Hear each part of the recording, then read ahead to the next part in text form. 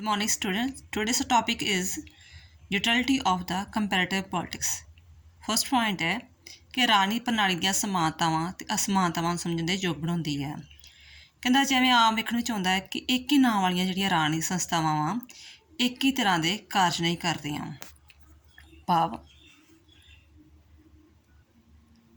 ਜਿਵੇਂ ਇੰਡੀਆ ਦਾ ਰਾਸ਼ਟਰਪਤੀ ਲਾ ਲਓ ਅਤੇ ਅਮਰੀਕਾ ਦਾ ਰਾਸ਼ਟਰਪਤੀ, ਜਿਹਨੂੰ ਆਪਾਂ ਕਾਸਾਦਿਕ ਮੁਖੀ ਵੀ ਕਹਿ ਦਿੰਦੇ ਹਾਂ, ਉਹਨਾਂ ਦੀਆਂ ਸ਼ਕਤੀਆਂ ਭਾਵੇਂ ਸਮਾਨ ਦਿੱਤੀਆਂ ਸੰਵਿਧਾਨ ਦੇ ਵਿੱਚ, ਬਟ ਉਹਨਾਂ ਸ਼ਕਤੀਆਂ ਦੀ ਜਿਹੜੀ ਵਰਤੋਂ ਆ ਉਹ ਜ਼ਮੀਨ ਆਸਮਾਨ ਦਾ ਫਰਕ ਹੈ।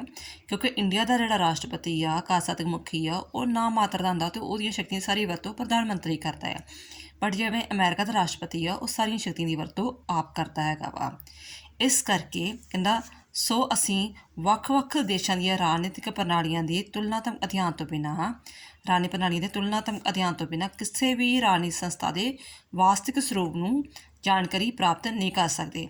ਜਿਨ੍ਹਾਂ ਤੱਕ ਅਸੀਂ ਉਹਨਾਂ ਸੰਸਥਾਵਾਂ ਦਾ ਰਿਐਲਿਟੀ ਵਿੱਚ ਤੁਲਨਾ ਨਹੀਂ ਕਰਦੇ, ਉਹਨਾਂ ਤੱਕ ਅਸੀਂ ਉਹਨਾਂ ਸੰਸਥਾਵਾਂ ਬਾਰੇ ਸਹੀ ਜਿਹੜਾ ਹੈਗਾ ਅੰਦਾਜ਼ਾ ਨਹੀਂ ਲਾ ਸਕਦੇ। ਜਿਹੜੀ ਤੁਲਨਾਤਮਕ ਰਾਜਨੀਤੀ ਆ, ਕਹਿੰਦਾ ਉਹ ਸਾਡੀਆਂ ਜਿਹੜੀਆਂ ਹੈਗੀਆਂ ਇਹਨਾਂ ਨੂੰ ਸਮਝਣ ਵਿੱਚ ਜਿਹੜੀ ਹੈਗੀ ਆ ਸਮਰੱਥ ਬਣਾਉਂਦੀ ਹੈਗੀ ਆ। ਨੈਕਸਟ ਪੁਆਇੰਟ ਹੈਗਾ ਵੱਖ-ਵੱਖ ਰਾਣੀ ਪ੍ਰਣਾਲੀਆਂ ਨਾਲ ਜੁੜਵੇਂ ਤੱਤਾਂ ਦਾ ਗਿਆਨ। ਕਹਿੰਦਾ ਆਮ ਵੇਖਣ ਵਿੱਚ ਆਉਂਦਾ ਕਿ ਕੁਝ ਦੇਸ਼ਾਂ ਜਿਹੜੇ ਨਿਰੰਕੁਸ਼ ਸਰਕਾਰਾਂ ਹਨ ਅਤੇ ਕੁਝ ਵਿੱਚ ਕਮਜ਼ੋਰ ਸਰਕਾਰਾਂ, ਕੁਝ ਵਿੱਚ ਦਬਾਅ ਸਮੂਹ ਬਹੁਤ ਵਧੀਆ ਕੰਮ ਕਰਦੇ ਆ ਅਤੇ ਕਈਆਂ ਜਿਹੜੇ ਹੈਗੇ ਆ ਬਹੁਤ ਉਦਾਸੀਨ ਵਗੈਰਾ ਹੈਗੇ ਆ। ਕਹਿੰਦਾ ਇਹਦੇ ਵਿੱਚ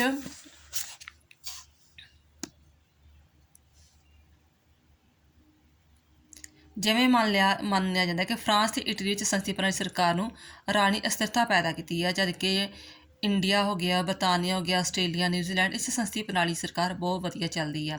ਫਿਰ ਜਿਹੜਾ ਪ੍ਰਸ਼ਨ ਪੈਦਾ ਹੁੰਦਾ ਕਿ ਅਜਿਹਾ ਕਿਉਂ ਹੁੰਦਾ ਵਾ, ਇਹਦੇ ਵਿੱਚ ਕਈ ਤੱਤ ਜੁੜੇ ਹੁੰਦੇ ਆ। ਠੀਕ ਆ, ਜਿਹੜੀ ਤੁਲਨਾਤਮਕ ਰਾਜਨੀਤੀ ਪ੍ਰਣਾਲੀ ਆ ਉਹ ਇਹਨਾਂ ਤੱਤਾਂ ਦਾ ਅਧਿਐਨ ਕਰਦੀ ਆ ਕਿ ਉਹ ਕਿਹੜੇ ਤੱਤ ਆ ਜਿਨ੍ਹਾਂ ਦਾ ਕਾਰਨ ਕਰਕੇ ਵੀ ਪ੍ਰਣਾਲੀਆਂ ਦੀ ਸੇਮ ਆ। ਮੰਨ ਲਓ ਸੰਸਦੀ ਪ੍ਰਣਾਲੀ ਇੰਡੀਆ ਵਿੱਚ ਵੀ ਹੈਗੀ ਆ ਅਤੇ ਜਿਹੜੀ ਸੰਸਦੀ ਪ੍ਰਣਾਲੀ ਫਰਾਂਸ ਵਿੱਚ ਵੀ ਆ, ਬਟ ਫਰਾਂਸ ਵਿੱਚ ਸੰਸਦੀ ਪ੍ਰਣਾਲੀ ਕਾਮਯਾਬ ਕਿਉਂ ਨਹੀਂ ਹੈਗੀ ਅਤੇ ਇੰਡੀਆ ਅਤੇ ਇੰਗਲੈਂਡ ਵਿੱਚ ਸੰਸਦੀ ਪ੍ਰਣਾਲੀ ਕਿਉਂ ਕਾਮਯਾਬ ਆ, ਉਹਦੇ ਰੀਜ਼ਨ ਜਿਹੜੇ ਹੈਗੇ ਆ ਉਹ ਫਿਰ ਤੱਤ ਜਿਹੜੇ ਹੈਗੇ ਉਹ ਰੀਜ਼ਨ ਜਿਹੜੇ ਹੈਗੇ ਉਹਨਾਂ ਤੋਂ ਤੱਤਾਂ ਤੋਂ ਪਤਾ ਲੱਗਦਾ, ਉਹਨਾਂ ਕਾਰਨਾਂ ਦਾ ਤੱਤਾਂ ਤੋਂ ਪਤਾ ਲੱਗਦਾ। ਤੱਤ ਕਿਹੜੇ ਹੋ ਸਕਦੇ ਆ? ਇਤਿਹਾਸਕ, ਸਮਾਜਿਕ, ਆਰਥਿਕ, ਮਨੋਵਿਰਤੀ ਹੋ ਗਈ, ਸੈਨਿਕ ਅਧਿਕਾਰੀ ਹੋ ਗਈ, ਵਫਾਦਾਰੀ ਹੋ ਗਈ, ਪੂੰਜੀਪਤੀ ਹੋ ਗਈ, ਮਜ਼ਦੂਰਾਂ ਜੀਵਨੀਆਂ ਦਾ ਭੂਮਿਕਾ।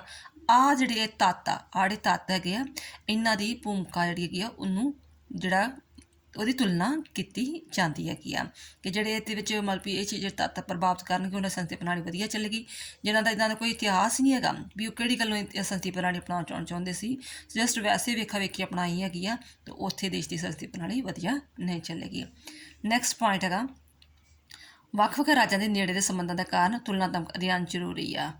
ਕਹਿੰਦਾ ਕਿ ਸਾਡਾ ਕਿ ਹੁਣ ਜਿਹੜਾ ਯਤਾਯਾਤ ਦੇ ਸਾਧਨ ਜਿਹੜੇ ਟਰਾਂਸਫੋਰਮੇਸ਼ਨ ਨੇ, ਨੈੱਟ ਨੇ ਕਹਿ ਲਓ, ਜਿਹੜਾ ਹੈਗਾ ਵਾ ਉਹ ਇੱਕ ਰਾਜ ਨੂੰ ਦੂਜੇ ਰਾਜਾਂ ਦੇ ਵਿਚਕਾਰ ਨੇੜੇ ਲਿਆਉਣ ਦਿੰਦਾ ਹੈ। ਜਿਵੇਂ ਭਾਵੇਂ ਉਹਨਾਂ ਦੀ ਵਿਚਾਰਧਾਰਾ ਵੱਖਰੀਆਂ ਵੱਖਰੀਆਂ ਹੋਣ, ਮੰਨ ਲਓ ਕਿ ਅਫਗਾਨਿਸਤਾਨ ਸਾਡੇ ਗੁਆਂਢੀ ਦੇਸ਼ ਆ, ਚਾਈਨਾ ਗੁਆਂਢੀ ਦੇਸ਼ ਆ, ਰਸ਼ੀਆ ਵਾ, ਪਾਕਿਸਤਾਨ ਆ, ਪਰ ਸਾਡੀ ਉਹਨਾਂ ਦੇਸ਼ਾਂ ਨਾਲ ਵਿਚਾਰਧਾਰਾ ਨਹੀਂ ਜਿਹੜੀ ਕਿ ਮੈਚ ਕਰਦੇ ਹੈਗੀ।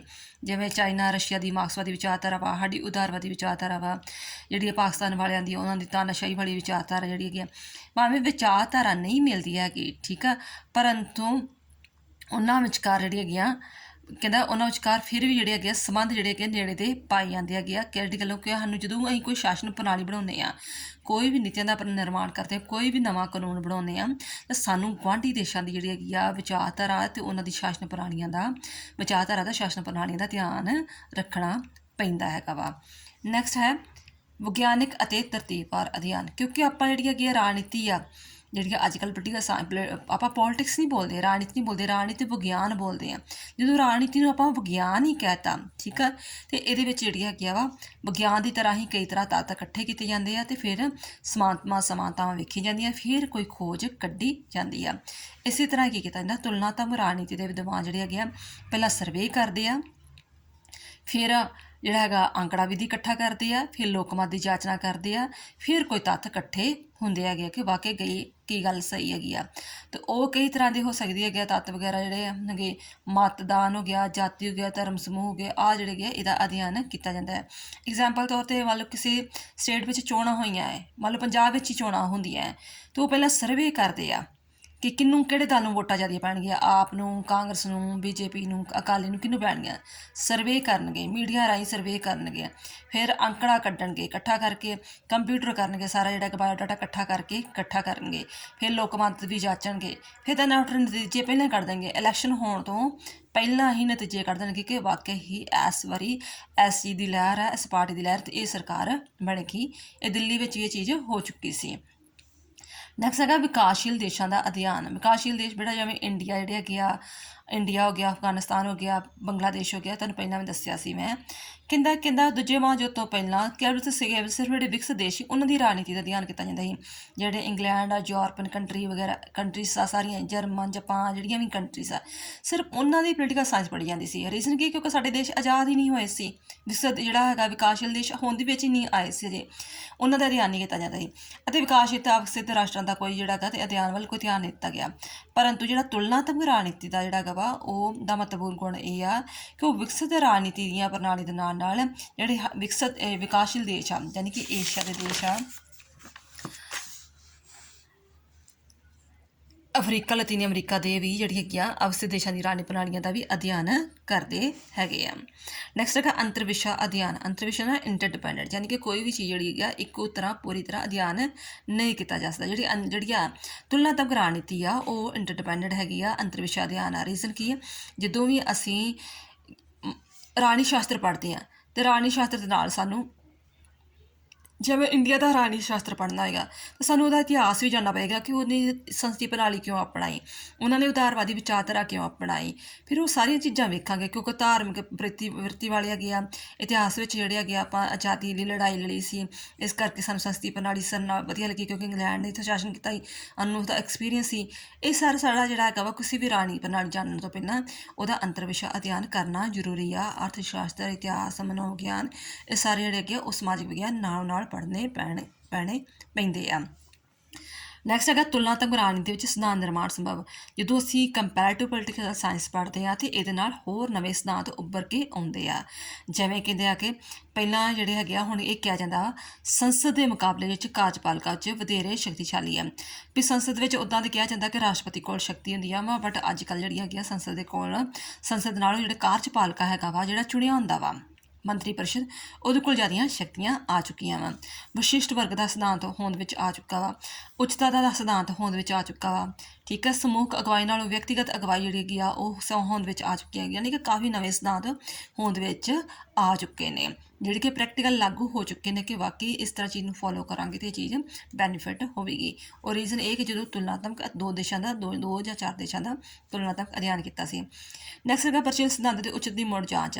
ਜਿਹੜੇ ਪੁਰਾਣੇ ਸਿਧਾਂਤ ਸੀ ਉਹਨਾਂ ਦੀ ਦੁਬਾਰਾ ਜਾਂਚ ਕੀਤੀ ਜਾਂਦੀ ਆ, ਕਿਉਂਕਿ ਜਿਵੇਂ ਰਾਜਨੀਤੀ ਨੂੰ ਆਪਾਂ ਵਿਗਿਆਨ ਮੰਨਿਆ ਜਾਂਦਾ ਅਤੇ ਵਿਗਿਆਨ ਵਿੱਚ ਕੀ ਪ੍ਰਯੋਗਸ਼ਾਲਾ ਹੁੰਦੀ ਆ। ਕੋਈ ਵੀ ਆਪਾਂ ਸਾਇੰਸ ਦਾ ਕੋਈ ਕਰਦੇ ਹਾਂ ਅਤੇ ਉੱਥੇ ਲੈਬੋਰਟਰੀ ਜਾਂਦੇ, ਉਹ ਚੀਜ਼ ਦਾ ਸਿੱਟਾ ਕੱਢਦੇ ਕਿ ਵਾਕਈ ਇਹ ਚੀਜ਼ ਸਹੀ ਆ ਜਾਂ ਗਲਤ ਆ। ਜੇ ਪੁਰਾਣੀਆਂ ਗਲਤ ਹੋ ਜਾਂਦੀ ਸਾਬਤ, ਉਹਨੂੰ ਖਤਮ ਕਰਦੇ। ਅਤੇ ਰਾਜਨੀਤੀ ਵੀ ਇੱਕ ਪ੍ਰਯੋਗਸ਼ਾਲਾ ਵਾ ਜਿੱਥੇ ਸਿਧਾਂਤਾਂ ਦੀ ਮੁੜ ਬਾਰ ਜਾਂਚ ਹੁੰਦੀ ਹੈ। ਜਿਵੇਂ ਕਿਹਾ ਜਾਂਦਾ ਹੈਗਾ ਵਾ ਕਿ ਜਿਹੜੀ ਹੈਗੀ ਆ ਸਮੇਂ ਅਤੇ ਸਥਿਤੀਆਂ ਦੇ ਨਾਲ ਕੁਝ ਸਿਧਾਂਤਾਂ ਵਿੱਚ ਤਬਦੀਲੀ ਆ ਰਹੀ ਹੈਗੀ ਆ। ਜਿਵੇਂ ਪਹਿਲਾਂ ਆਪਾਂ ਨਿੱਜੀ ਸੰਪਤੀ ਦਾ ਅਧਿਕਾਰ ਅਪਣਾਇਆ ਸੀ, ਬਟ ਉਹਨੇ ਵੇਖਿਆ ਕਿ ਇਹ ਨਿੱਜੀ ਸੰਪਤੀ ਅਧਿਕਾਰ ਦੇ ਨਾਲ ਕਾਫੀ ਸ਼ੋਸ਼ਣ ਹੋ ਰਿਹਾ, ਤਾਂ ਉਹਦੇ ਨਾਲ ਜਿਹੜਾ ਹੈਗਾ ਵਾ ਜਿਹੜਾ ਉਹਨੂੰ ਖਤਮ ਕਰਕੇ ਕਾਨੂੰਨ ਬਣਾ ਦਿੱਤਾ। ਠੀਕ ਆ, ਇਸ ਤਰ੍ਹਾਂ ਜਿਹੜੇ ਹੈਗੇ ਨਵੇਂ ਸਿਧਾਂਤ ਹੋਂਦ ਵਿੱਚ ਆਉਂਦੇ ਹੈਗੇ ਆ। ਮੁੱਲ ਮੁਕਤ ਅਧਿਐਨ। ਮੁੱਲ ਮੁਕਤ ਦਾ ਭਾਵ ਆ ਕਿ ਜਿੱਥੇ ਕੋਈ ਕਦਰਾਂ ਕੀਮਤਾਂ ਨੂੰ ਪਹਿਲ ਨਹੀਂ ਦਿੱਤੀ ਜਾਂਦੀ ਹੈਗੀ, ਆਦਰਸ਼ਵਾਦੀ ਚੀਜ਼ਾਂ ਨੂੰ ਪਹਿਲ ਨਹੀਂ ਦਿੱਤੀ ਜਾਂਦੀ, ਉੱਥੇ ਜਿਹੜੀ ਹੈਗੀ ਆ ਮੁੱਲ ਮੁਕਤ ਦੀ ਰਾਜਨੀਤੀ ਅਪਣਾਈ ਜਾਂਦੀ ਆ। ਅਤੇ ਅੱਜ ਜਿਹੜੀ ਹੈਗੀ ਆ ਸੰਸਾਰ ਵਿੱਚ ਜਦੋਂ ਵੀ ਰਾਜਨੀਤੀ ਦੀ ਕੋਈ ਆਪਾਂ ਕਿਤਾਬ ਪੜ੍ਹਦੇ ਹਾਂ ਜਾਂ ਅਧਿਐਨ ਕਰਦੇ ਹਾਂ ਤਾਂ ਵਾਸਤਵਿਕਤਾ ਨੂੰ ਵੇਖਦੇ ਆ ਕਿ ਵਾਕਈ ਉਹ ਸੰਸਥਾ ਵਿੱਚ ਕਿਤਾਬੀ ਗੱਲਾਂ 'ਚ ਨਹੀਂ, ਰਿਐਲਿਟੀ ਵਿੱਚ ਕਿੰਨਾ ਕੁ ਕੰਮ ਕਰਦੀ ਹੈ। ਮੰਨ ਲਓ ਕਿਤਾਬੀ ਗੱਲਾਂ 'ਚ ਆਪਾਂ ਕਿਹਾ ਗਿਆ ਕਿ ਹਰ ਇੱਕ ਨੂੰ ਰੁਜ਼ਗਾਰ ਦਿੱਤਾ ਜਾਏਗਾ, ਇੰਡੀਆ ਦੇ ਹਰ ਇੱਕ ਲੋਕ ਨੂੰ ਰੁਜ਼ਗਾਰ ਦਿੱਤਾ ਜਾਏਗਾ, ਹਰ ਇੱਕ ਨੂੰ ਵੋਟ ਦਾ ਅਧਿਕਾਰ ਦਿੱਤਾ ਜਾਏਗਾ, ਬਟ ਰਿਐਲਿਟੀ ਵਿੱਚ ਕਿੰਨਾ ਆਪਾਂ ਵੋਟ ਦਾ ਅਧਿਕਾਰ ਯੂਜ਼ ਕਰਦੇ ਹਾਂ, ਕਿੰਨਿਆਂ ਨੂੰ ਰੁਜ਼ਗਾਰ ਮਿਲਿਆ, ਇਹ ਆਪਾਂ ਕੰਪੈਰੇਟਿਵ ਪੋਲੀਟੀਕਲ ਸਾਇੰਸ ਦਾ ਵਿਦਿਆਰਥੀ ਜਿਹੜਾ ਹੈਗਾ ਅੱਛੀ ਤਰ੍ਹਾਂ ਜਾਣ ਸਕਦਾ ਹੈਗਾ ਵਾ। ਨੈਕਸਟ ਹੈਗਾ ਵਿਵਹਾਰਕ ਰਾਜਨੀਤੀ, ਜਿਹਨੂੰ ਕਿ ਆਪਾਂ ਪ੍ਰੈਕਟੀਕਲ ਕਹਿ ਦਿੰਦੇ ਹੈਗੇ ਆ।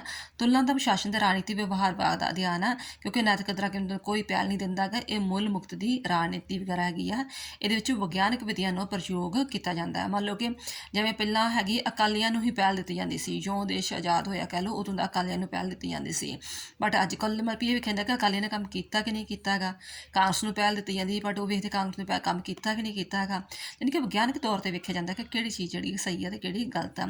ਅਧਿਐਨ ਖੇਤਰ ਵਿੱਚ ਵਾਧਾ, ਪਹਿਲਾਂ ਸਿਰਫ ਜਿਹੜਾ ਕਿ ਰਸਮੀ ਸੰਸਥਾਵਾਂ ਬਾਰੇ ਅਧਿਐਨ ਕੀਤਾ ਜਾਂਦਾ ਸੀ, ਜਿਵੇਂ ਕਾਰਜਪਾਲਿਕਾ, ਵਿਧਾਨਪਾਲਿਕਾ, ਨਿਆਂਪਾਲਿਕਾ, ਬਟ ਅੱਜ ਰਸਮੀ ਦੀ ਥਾਂ ਤੇ ਗੈਰ ਰਸਮੀ ਤੱਥਾਂ ਦਾ ਵੀ ਅਧਿਐਨ ਕੀਤਾ ਜਾਂਦਾ, ਜਿਵੇਂ ਦਬਾਅ ਸਮੂਹ ਹੋ ਗਿਆ, ਰਾਣੀ ਸੱਭਿਆਚਾਰ ਹੋ ਗਿਆ, ਸਮਾਜੀਕਰਨ ਹੋ ਗਿਆ, ਸਹਿਭਾਗਤਾ, ਸਮੂਹੀ ਸ਼ਕਤੀ, ਪ੍ਰਭਾਵ ਸੱਤਾ, ਇਹਦਾ ਵੀ ਅਧਿਐਨ ਕੀਤਾ ਜਾਂਦਾ, ਜਿਸ ਦੇ ਨਾਲ ਜਿਹੜਾ ਰਾਜਨੀਤੀ ਦਾ ਜਿਹੜਾ ਸਕੋਪ ਆ ਉਹ ਕਾਫੀ ਵਿਆਪਕ ਹੋ ਚੁੱਕਾ ਹੈ। ਸਿੱਟਾ, ਉੱਪਰ ਲਿਖੇ ਵਿਚਾਰਾਂ ਪੜ੍ਹਨ ਪਿੱਛੋਂ ਆਪਾਂ ਸਿੱਟੇ 'ਤੇ ਪਹੁੰਚਦੇ ਹਾਂ ਕਿ ਰਾਜਨੀਤੀ ਅਧਿਐਨ ਨੇ ਰਾਜਨੀਤੀ ਸ਼ਾਸਤਰ ਨੂੰ ਅਧਿਐਨ ਨੂੰ ਇੱਕ ਨਵੇਂ ਖੇਤਰ ਵਿੱਚ ਲਿਆਂਦਾ ਵਾ। ਇਹਦੇ ਨਾਲ ਸਾਨੂੰ ਨਵੇਂ ਸਿਧਾਂਤ ਹੋਂਦ ਵਿੱਚ ਆਏ ਆ, ਸਾਡੇ ਨਵੇਂ ਸਿਧਾਂਤ ਹੋਂਦ ਵਿੱਚ ਆਏ ਆ, ਵਿਗਿਆਨਿਕ ਵਿਧੀ ਅਪਣਾਉਣ ਲੱਗ ਪਿਆ ਗਏ ਆ, ਵਾਸਤਾ ਤੱਤ ਤੌਰ 'ਤੇ ਪਹੁੰਚਦਿਆਂ ਅੰਤਰਵਿਸ਼ਾ ਅਧਿਐਨ 'ਤੇ ਜ਼ੋਰ ਦਿੱਤਾ ਜਾਂਦਾ ਹੈਗਾ ਵਾ। ਇਸ ਸਭ ਦੇ ਨਾਲ ਨਾਲ ਪੱਛਮੀ ਅਤੇ ਉੱਤਰ ਰਾਸ਼ਟਰਾਂ ਦੀ ਰਾਜਨੀਤਿਕ ਪ੍ਰਣਾਲੀ ਦੇ ਤੁਲਨਾਤਮਕ ਅਧਿਐਨ ਦੇ ਨਾਲ ਨਾਲ ਏਸ਼ੀਆ, ਅਫਰੀਕਾ ਅਤੇ ਲਾਤੀਨੀ ਅਮਰੀਕਾ ਦੇ ਨਵੇਂ ਵਿਕਾਸਸ਼ੀਲ ਰਾਸ਼ਟਰਾਂ ਦੀ ਵੀ ਰਾਜਨੀਤਿਕ ਪ੍ਰਣਾਲੀ ਦਾ ਅਧਿਐਨ ਨੂੰ ਆਪਣਾ ਵਿਸ਼ਾ ਵਸਤੂ ਵਿੱਚ ਸ਼ਾਮਲ ਕੀਤਾ ਹੈ। ਥੈਂਕਸ।